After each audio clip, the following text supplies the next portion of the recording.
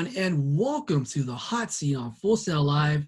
I'm Josh Taylor, and joining me today to share some insights on his career in broadcasting is Spectrum 360 sports reporter Luke Hetrick. Luke, thanks for joining me on the show today. Hot seat, baby. I'm ready to go. Josh, thank you so much for having me. How you doing? I'm doing good. Luke, how is everything going with Spectrum Sports so far? Very well, man. Very well. It's an exciting time. Obviously, we're in that kind of in-between period. Some stuff's coming back. Obviously, being based here in Orlando, some stuff looks like it might be ending here with the Orlando Magic. But we are attacking the day as best as we can, having a lot of fun, still putting our emphasis on storytelling as best as we can. So it's been an interesting, 6 months now with everything going on, but it's also been a lot of fun and a great challenge for us as well. And we're really embracing that. All right. Luke, what inspired you to pursue a career in sports? So the biggest thing that I can say is I figured out, thankfully, early enough that it was more important to know what you don't want than what you do want. I had always loved sports. I watched Sports Center from the time I was 8 years old. And I always just thought, oh, that's a cool job. But you kind of luck into it. Like, I didn't know there was a career path to follow. I didn't know how to get into it. I just thought it was one of those things. So I ended up going to school to become a nurse anesthetist. That is what my dad does. My mother was also a critical care nurse for many years. So I thought, all right, I'm going to be the next one in health sciences. I'm going to go be a nurse, make some good money, have some flexible hours. It'll be cool. And then about 2 years in, I realized, man, I'm going to be a terrible nurse. Like, someone's going to die with me taking care of them. So I realized it was bad to spend your life doing something purely for money and just for job security while sacrificing your happiness and what you love. This is something that I've always wanted to do. I've had a passion for it. I was doing stuff on the side even when I was in nursing school. So for about a month, I sat down, hunkered, and researched everything I could about how to go into this field. And thankfully, I had some great people in my corner that pointed me in the right direction. I had incredible mentorship and guidance. And that was almost 6-7 years ago. So it's been an incredible journey since then. And I'm really fortunate to be in the position that I am today. What was that moment like for you when you decided to change degrees from nursing to doing broadcast journalism? Nerve-wracking. Now, it wasn't a hard decision because I knew it's what I wanted to do, but it was nerve-wracking because I was leaving some stability, and I didn't know what that was going to do for my education, how it was going to affect it. I remember I was studying for an anatomy test. It was a big exam, and I had studied for like a week for it, and it just wasn't clicking. And it was like 3:00 in the morning. I couldn't sleep. And I remember I was on campus and I took a walk, and I sat down on a bench by the football field and I said, all right, we got to do this. We got to make the switch. Here's how we're going to go about it. You're going to do whatever you can on this test tomorrow. You're going to do your research after that. And then you're going to go full-fledged into it. So it was nerve-wracking because it was, man, I'm going into unfamiliar territory here. Like, this is what I want to do, but I have no idea what I'm getting myself into. But thankfully, I made the switch. And the moment I did, the moment it became official, I had never been happier at that point in my life. It was so relieving, and it was so refreshing to finally be on the path of what you truly want to do for the right reasons. Luke, I can totally understand where you're coming from. When I was in college, I went to UTSA before I came to Full Sail. When I was at UTSA in Texas, I didn't know what I wanted to do. I was an undeclared major. I decided to pursue something in business.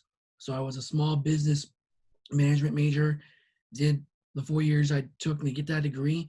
When I came to Florida, I did an internship with Disney, worked my way up the ladder to be full-time as a coordinator. And my friends all along were like, Josh, you know a lot about sports. Why are you doing sales at Disney? Like, get a job at ESPN, Fox, something. So I looked in doing podcasting and everything and decided to go in Full Sail. And, well, now I'm here. But I can totally understand where you're coming from. It's scary, isn't it? It is. Definitely scary when you're like you going to nursing and Mm-hmm. switching to sportscasting stability. And for me, it's kind of the same thing going from stability with sales and going into sportscasting. But me and you both can relate. This is passion. This is what we want to do. And sometimes you got to make that sacrifice to pursue what you want to do. Absolutely, man. I could not agree more with those sentiments. Well said. Luke, when you were in college, you had not one, not two, but 6 internships while you were in college. Yes, sir. How was that experience for you? 6 internships in 3 years. It was, I think that's correct. Yeah, I think 6. It was awesome, man. I loved every minute of it. I learned about as much, probably more from the internships than I did from my classes. And that's not me bashing my professors. That is not. I had some great professors and great leadership where I went to school, St. Francis University of Pennsylvania. But getting that hands-on experience, man, that's how I learn. It's harder for me to learn in a classroom sitting down during a lecture.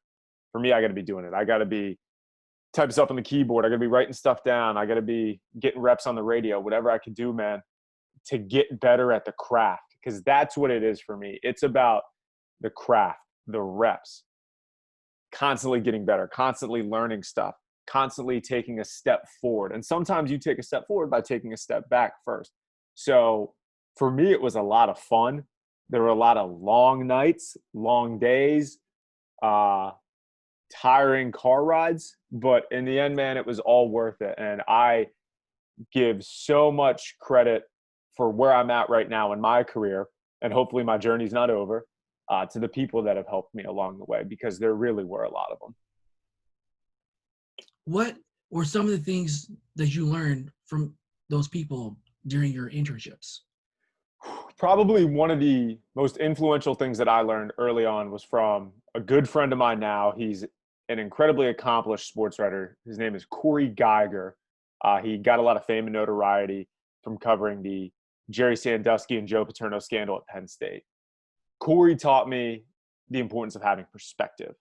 Where I grew up in Pennsylvania, my entire life was Penn State country, man. Joe Paterno was like a grandfather to all of us. That's how we viewed him. Penn State football on Saturday was like going to church. It truly was a religion. And then when everything went down, you have this view of Penn State because that's how you were raised. And if you take the Penn State stuff out of it, what happened was a pretty messed up situation. But because you have that veil of the blue and white colors over it, it blurs your vision a little bit. So what Corey taught me is take yourself from an outside perspective. Look at it from a different angle. Look at it from this angle. And now tell me what you think. So it was a great way for me to learn the importance of perspective, to learn the importance of honesty and truth and courage and being brave, because it is not easy going against the popular opinion, going against the status quo. In a lot of cases, it is absolutely necessary, but that doesn't mean it's an easy thing to do. So that is something that I learned very early on from Corey, and I'm forever grateful for him for that. And then from the technique side of things, Bill Pito, longtime SportsCenter anchor, one of the best in the business, one of the most prepared people when it comes to the craft, taught me the 2 C's: conversational and confident. Know what you're talking about and be conversational. You see a lot of sports anchors today, and I'm not trying to pick on them, but that'll talk like you and me are right now, having a laid back conversation. Light goes on. Good evening, everyone, and welcome into the Sportscast. If that's how you talk in a normal day, that's great. That's not how I do my job. Be who you are. Be as relatable as you can to your audience and make sense of the things you're talking about. It's very easy to reread and regurgitate the press release that you're getting on a subject. Those are written with fancy lingo and different verbiage. Break it down to where people can understand it. Break it down to where you can understand it. Because if you don't know what the heck you're talking about, how are you going to expect the audience to? So that is always a thing that I've carried with me. Be who I am. Practice talking. I'll be in my apartment. I'll talk about anything. For 30 seconds, I can pick up a water bottle and I'll talk about it. just so I get into that repetition. It doesn't matter. I can look at a picture, whatever. Always doing that and doing it in my voice is very important to me. That is some great advice that you learned from your mentors. Luke, what was it like when you were doing your internships covering minor league hockey team and doing a radio show? It was fun. It was a lot of fun. The pressure more came from the radio side of things, because where I got my start, I was an intern, but I was the first ever co-host on this show. Now, Corey Geiger, the man I mentioned before, he hosted the show. He did a fantastic job. And it was a caller-generated show. It was very driven by the phone calls and throwing out a topic and having these conversations about them. But when you throw out a Penn State topic and it's maybe not the most well-received one, I mean, it can get ugly. People can call in and they can start name calling and everything. So it can get nutty. But for me, it was always, hey, have an opinion, be ready to go with it, be ready to poke holes in the argument, and go forward with it. Have the evidence to support what you're feeling, what you're thinking. And to me, man, there are a lot of the emotions run very high in our society now on anything, and mainly when it's an opinion, and rightfully so in a lot of situations. But when we're talking about sports and we want to compare Michael Jordan and LeBron James, I mean, sometimes you turn on the TV and people are like red in the face, arguing over who's the best. It's sports. That's what it is. It's sports. We're not talking about things like immigration or racial issues in the country. We're talking about who can put a ball in a hoop better than someone else. It's fun. So the fact that people sometimes get so riled up, so angry over it.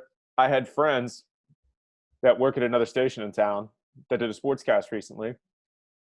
They didn't talk about a specific team enough, and they got an angry call from someone wishing they would get coronavirus because they didn't say enough nice things about the team.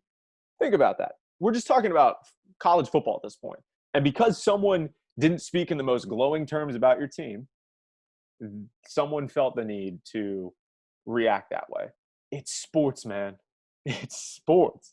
I mean, I can disagree on stuff, and I don't think either one of us are going to come away from a conversation going, man, you know what? That Josh kid, he just doesn't get it. We disagreed about the DH in baseball. Man, I don't know if I can talk to that guy ever again. Come on. It's sports. I agree, Luke. And like you mentioned, in sports, it's very conversational. Mm-hmm. But sometimes you have to pick your battles. Yes. Some people will agree, disagree. Others are just on their end of the opinion. No matter what you say, you can't change their mind. But you mentioned this is part of sports, and sometimes you have to move on. So that's a really interesting experience that you've gotten that experience in covering a minor league hockey team and doing a radio show. I'm just curious, what minor league hockey team was that you did coverage for? I covered the Bridgeport Sound Tigers in Bridgeport, Connecticut. They are the AHL affiliate of the New York Islanders. I did also saw you were a production assistant, like an internship for One World Sports. Yeah, it was a neat internship. One World Sports obviously isn't around anymore, but it was a unique experience because their sports they did were a lot of KHL hockey. So like Yammer Yager went over there and played a couple years ago. You have some former NHL guys that'll go over there and play. Extremely competitive league. The Chinese Basketball Association. It's weird you're cutting melts and you're seeing guys like Andre Blatch and Stefan Marbury and Eugene Lon that were in the NBA that were well-known names. Now they're over there averaging like 40 points a game by the time I was there. So it was really interesting to look at different sports. It was a cool way to have a perspective on sports in a different prism because you're not doing football, NBA, college football, Major League Baseball. It was a lot of different stuff. And it was really enjoyable. And I was very fortunate to work with the creative services department there. And that's where I learned a lot of my editing skills, a lot of things to make some of the stories that I do now pop, and the use of music in packages, the use of writing, how to write tighter or for effect. So really grateful for that experience as well. When you left college, how did you get your first job? So I was still I think about 6 months left from getting my master's degree where I already started applying. And I will credit Paul Pabst, who was my professor at Sacred Heart University when I got my master's degree. He's one of the Danettes on the Dan Patrick Show. He said, don't wait till you're done graduating. Don't wait till you get the diploma.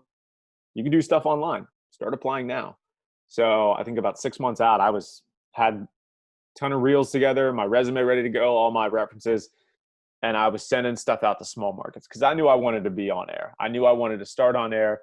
I could have had jobs at bigger sports media companies, but it would have been behind the scenes. And for me at that point, it wasn't worth it. So I wanted to be on air. So I started looking at every small market, 100 plus I could find.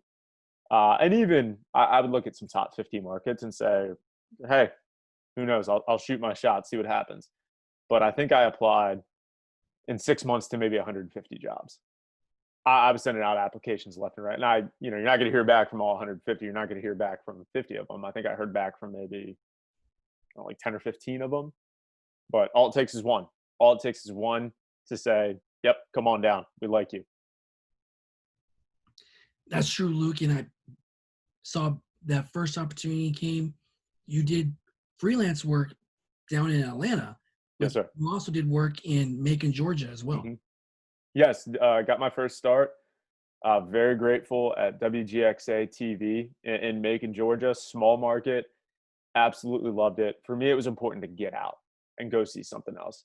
I had an opportunity to work at WJAC in Johnstown, Pennsylvania, which was about 45 minutes from where my parents lived. I had interned there. It would have been covering Penn State football, Pittsburgh Steelers, Pittsburgh Pirates, Penguins, Altoona Curve minor league baseball. I mean, it was all the stuff that I knew and grew up with. But would that have done me any good? Would that have gotten me out of my comfort zone? Would I have grown from that? Probably not. I would have been talking to the same people who thought the same way, who believed the same things, who acted the same way that I'd been around my whole life. And for me to grow, not just as a person, but as a sportscaster, I needed a new challenge. I needed something else. I needed to see a different side of things. And that's why going to the South, which compared to the North is a lot different. I think we can all agree with that. But I had a wonderful experience there. It was a lot of work, long hours, butted heads with some people at times, but it was all worth it. I learned so much from it. I'm incredibly grateful for the opportunity that I had. And I learned so much from there that got me to this point. You mentioned challenges you had coming from up north where you grew up, from PA, and coming down to Georgia in the South. How was that challenge for you, adjusting to a new area that you weren't familiar with? It was different at first, but I always liked it. I embraced it. It was never something where I was, scared of it. It was just something I wanted to make sure I did things the right way. I wanted to make sure that I showed respect to the people in Georgia, which growing up in Pennsylvania, I grew up in a rural area, but it was still very much city-like. You had a lot of people from Pittsburgh, and it was a hustle and bustle, and things move a lot faster. In Georgia, it's very folksy. Everyone sits down to watch the 5 o'clock news. I mean, how many people can say that nowadays? No one does. It's especially in Orlando where we are. People are moving. People are looking at their phones. They're getting their news from Twitter or different sites, whatever. But in Georgia, people were sitting down to watch the 5, 6, 10 o'clock newscast. They love their anchors. That was like their family. That's who they knew. That's who they grew up with. So for me, I wanted to show those people that were living there, that were from there, the respect, that I wasn't going to be someone from up north talking fast, talking down about the South, saying, well, this is how we do things up in the city. I didn't want to do that at all. So I tried to immerse myself in that culture as best as I could, but at the same time, making sure I brought the proper perspective, because it's very easy when you first start to want to be a fan of these teams and want to do the glowing sports cast so people like you and the teams like you and the players like you. But I've learned very quickly, you're going to have a lot more respect from people. You're going to have a lot more credibility if you're honest and you tell it like it is and you call things like you see it.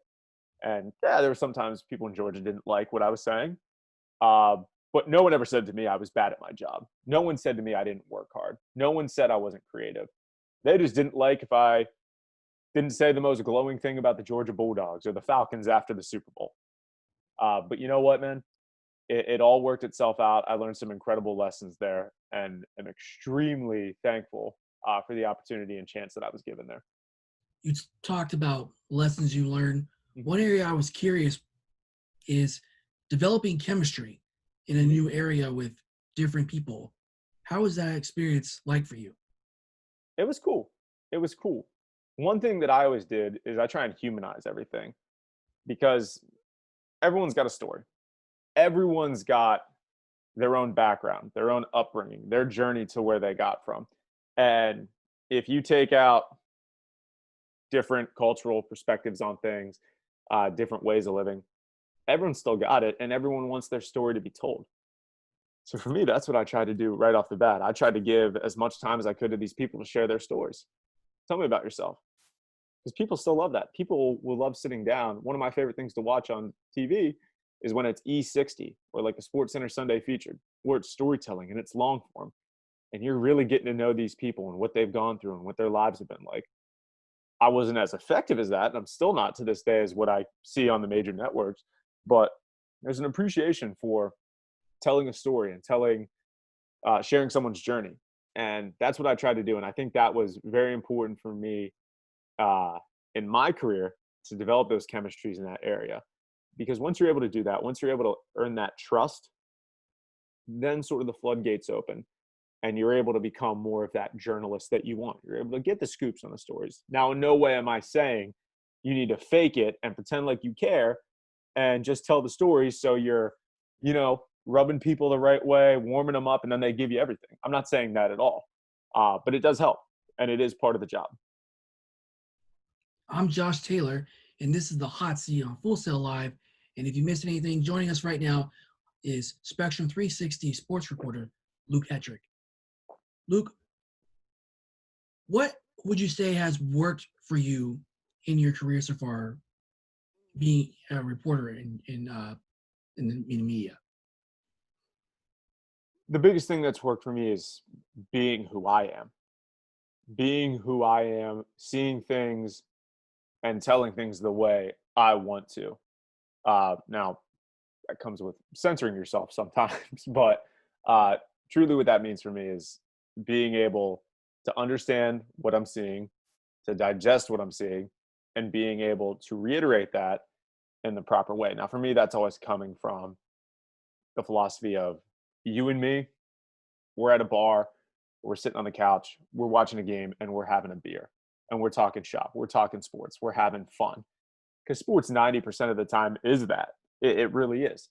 So if I can convey that through a camera and a teleprompter, and I pretend we're having a cold one, that's what I'm going to do. So that's how I've always tried to approach it. And even when it's a more serious story, which we've had, Josh, a million of them here in the last 6 months with the state of the world, you still tell it the way it is. You don't be super phony, but you tell it with the emotion. You tell it how it needs to be told.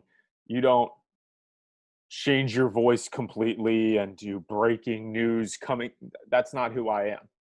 So I always try and do it the way I would want to be told. How would I want to receive this information? How do I need to be told it?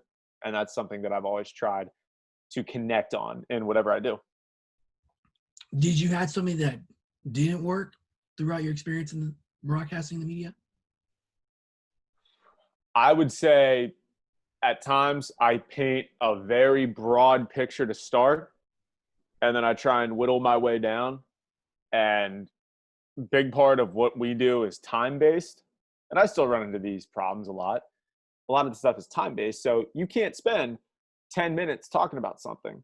If you see in a slug where it says, hey, Magic Bucks highlight, 1 minute, it's going to be 1 minute or around there. And if it's 102, that's fine. If it's 55 seconds, that's fine.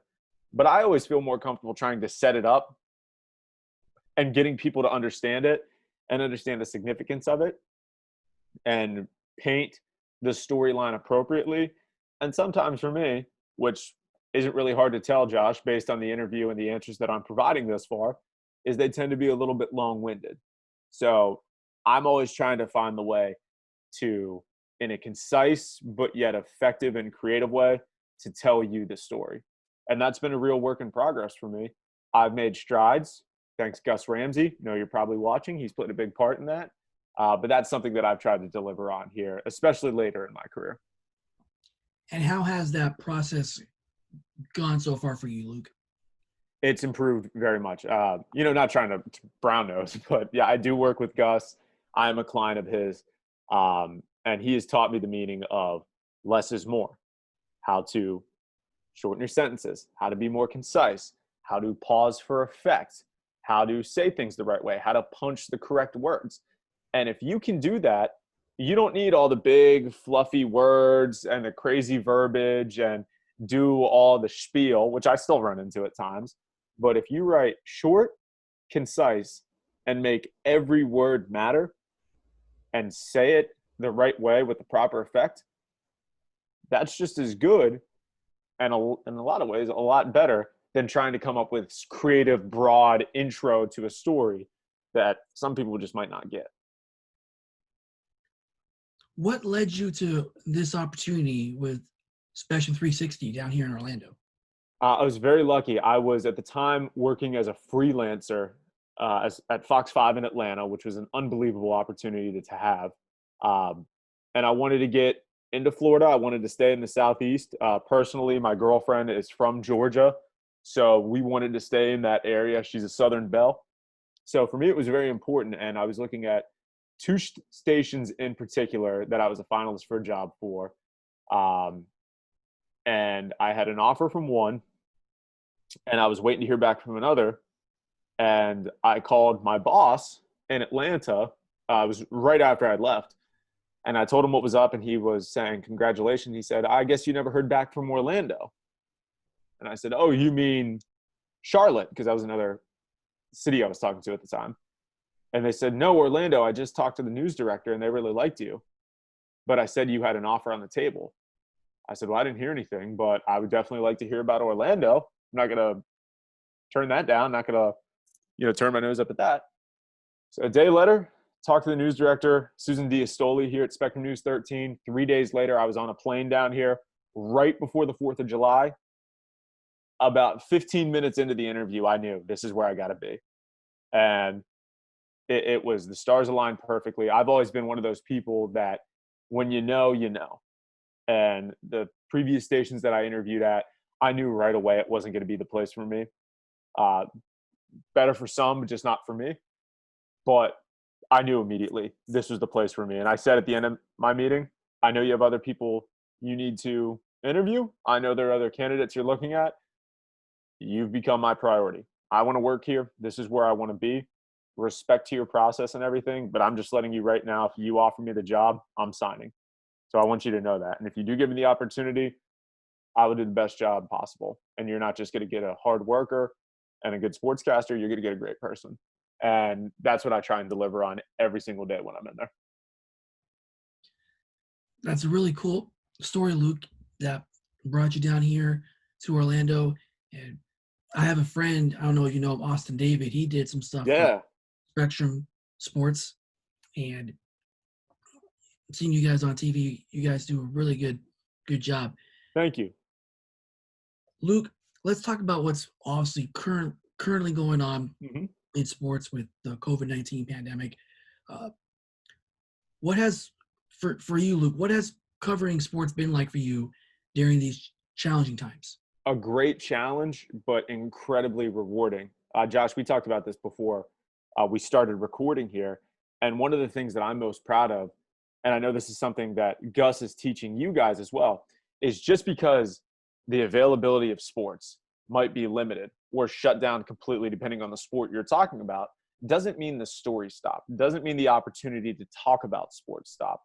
That's something I've taken a lot of pride in. I'm always motivated by what others are doing. I will watch other people's tapes and reels and steal ideas from them and see how effective they are in their craft and what I can do, how I can be better. Can I take things from them? And when you're following a lot of these people, I see some that are going, and I'm not trying to poke fun at anyone, but I see some going, oh man, we don't have sports. My job stinks. What am I going to do? This is terrible. Well, when you were offered that job, your job solely wasn't to go on and read highlights every night. Your job is a storyteller. Your job is a journalist. Just because the story's not right in front of you, gift wrapped and handed to you, doesn't mean it's not out there at all. So this has been a lot of fun for me to be a competitor, go out there and find those stories, still be able to tell those stories effectively. And when we do get sports back in a normal world, whatever that may be, with fans and actual stadiums and not in bubbles, the people that I've talked to and the people that I've been able to tell their stories in the past, 5-6 months, I've gained a rapport with them. I've gained their trust. And I've gained some friendships as well, which isn't what you sign up for, but sometimes it just happens. And to me, that makes my job a whole heck of a lot easier moving forward when normal sports do return. And I'll tell you one thing, man, we do a half-hour show every single night. In some senses, it has been like pulling teeth to put 30 minutes of content on the air when you got nothing in April and May. I mean, how many draft previews can you do? How many, what's going to happen when sports come back, kind of debate topics can you do? It's a lot. It was tough. But through that, I think you saw the cream. What is it? The cream of the crop? I don't even know the saying. The cream rise to the top. If I'm saying it wrong, please correct me on it. But I think you saw that in terms of journalists really move to the forefront during this time. And hopefully I'm one of them. Luke, what was that process like during that time?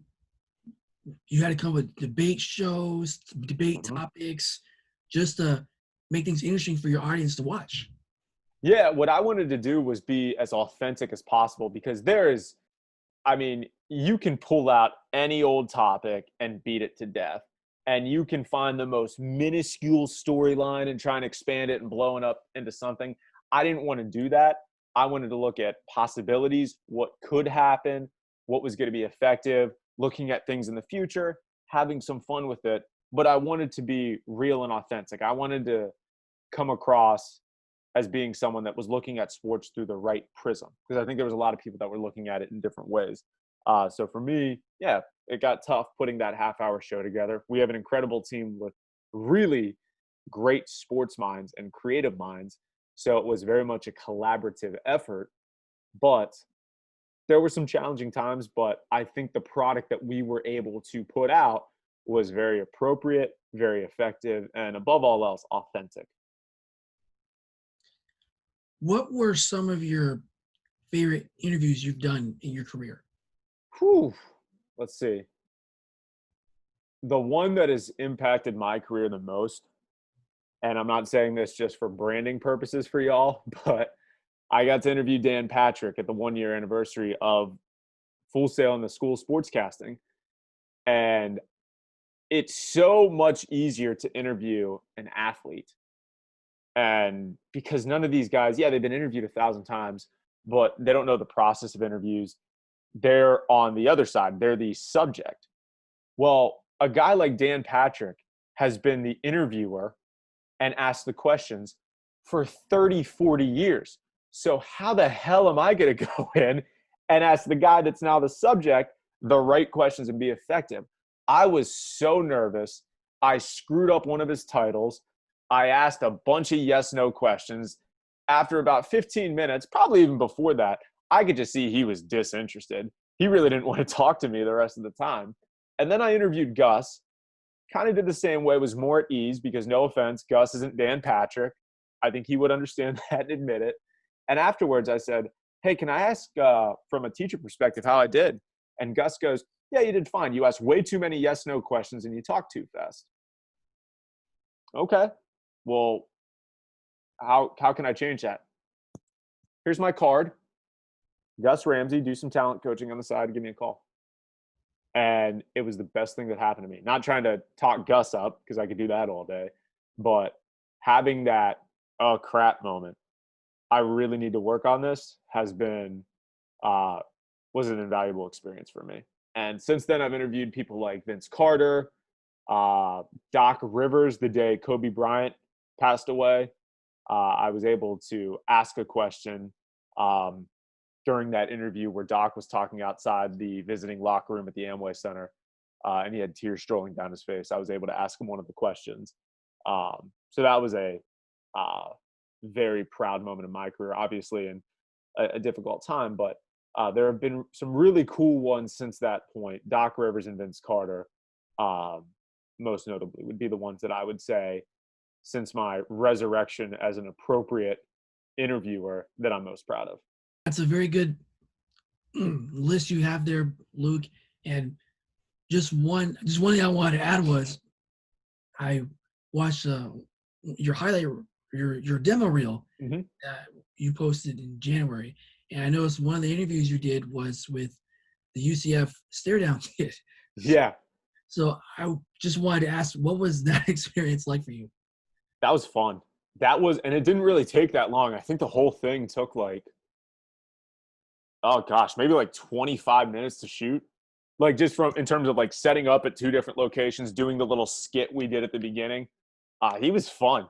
He was like, it was so weird because everyone like on that campus like treated him like he was Danny White or Josh Heupel or like Mackenzie Milton. Like, and I'm not saying, I'm not trying to discredit Anthony Allen, but he's just a kid that stared at a camera. Like he literally said nothing.